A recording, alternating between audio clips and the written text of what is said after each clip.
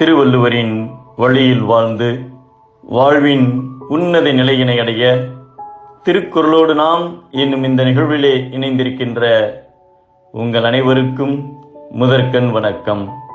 குறள் எண் 74, அதிகாரம் அன்புடைமை. தஞ்சையை ஆண்ட மன்னர் ராஜராஜ சோழன். அவர் உலகில் அனைவருக்கும் மகிழ்ச்சியை தரக்கூடிய பொருள் எது என்பதை பற்றி சரியான விளக்கத்துடன் அரண்மனை கொலு மண்டபத்தில் யார் ஒருவர் காட்சிக்கு வைக்கிறாரோ அவருக்கு 1000 பொற்காசுகள் பரிசு வழங்கப்படும் என அறிவித்தார். மக்களும் அவர்களுக்கு தெரிந்த மகிழ்ச்சி தரும் பொருட்களை கொலு மண்டபத்தில் வைத்துவிட்டு பரிசுக்காக காத்திருந்தார்கள். மறுநாள் மக்கள் வைத்திருந்த பொருட்களை மன்னர் பார்வையிட்டார்.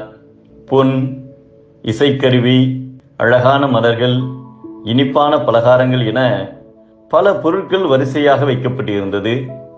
அதையடுத்து ஒரு பெரிய சிவலிங்கத்தின் கீழே ஒரு தாய் பசியில் இருக்கும் ஒரு சிறுவனுக்கு உணவு தருவது போல வடிவமைக்கப்பட்ட சிற்பம் இருந்தது.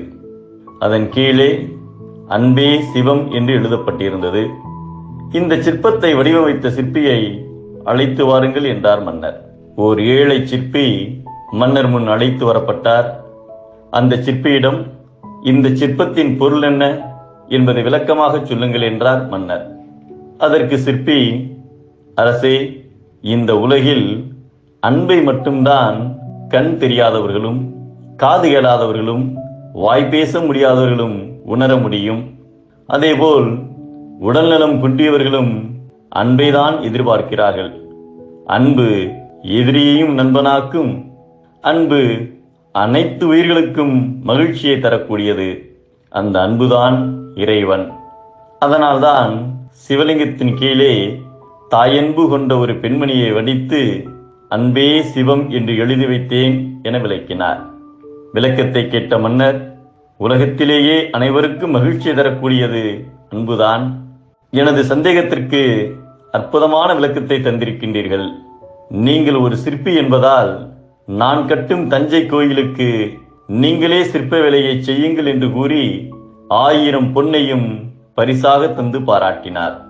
அன்பு இவ்வுலகில் பிறரிடம் விருப்பமுடையவராக வாழும் தன்மையையும் தரும், அனைவரையும் நட்பாக்கும் சிறப்பையும் உண்டாக்கும் என்பதை அன்பு ஏனும் ஆர்வமுடைமை, அது ஏனும் நண்பென்னும் நாடா சிறப்பு என்கிறார் நம் தெய்வப்புலவர் திருவள்ளுவர்.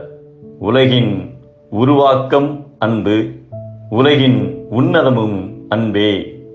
மீண்டும் அனைவருக்கும் நன்றி, வணக்கம்.